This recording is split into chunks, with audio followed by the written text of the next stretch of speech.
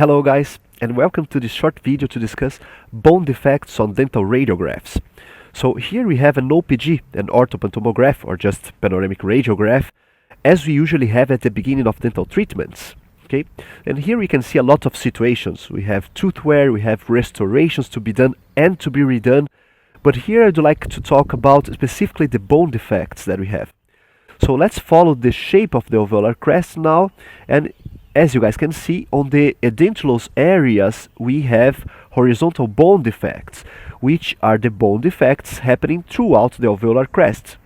Okay, and take a look at this. In the left posterior maxilla we have a longer edentulous area, and of course this will lead us to longer and greater horizontal bone defects. Okay, and that's exactly what is happening here. We also have other situations, right? So we have furcation exposure of the second molar of the mandible, and then we do have a radiolucent image that is suggestive of vertical bone defect here. Okay, can we ensure that we have a vertical bone defect on this OPG? Well, actually no.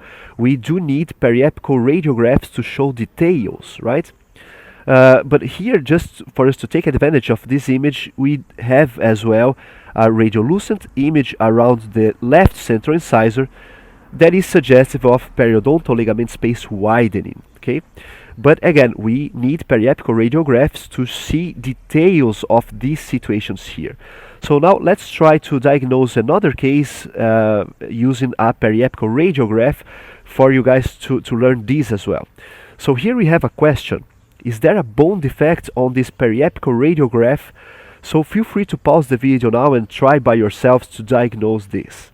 Okay, and for those who managed to find the bone defect, congratulations, as there is a vertical bone defect on this radiograph. So let's see what we can diagnose here. So we cannot diagnose the level of the alveolar crest between every teeth because this radiograph is specifically good for central incisors. Okay, so that's why from lateral and canines, for example, there are superimposition of other structures.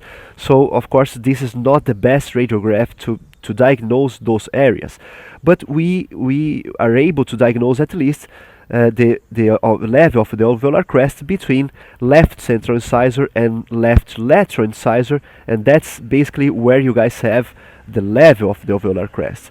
But then take a look at this. We have a huge vertical bone defect between the central incisors themselves, and that's actually related to these posts, which is of course not adequate. Also a radiolucent periapical image, okay, which is related to this root canal treatment that was not satisfactory either. So those were the tips of this video. I hope you guys enjoy. If you guys enjoy, please hit the like button, send your comments, and see you guys on the next videos.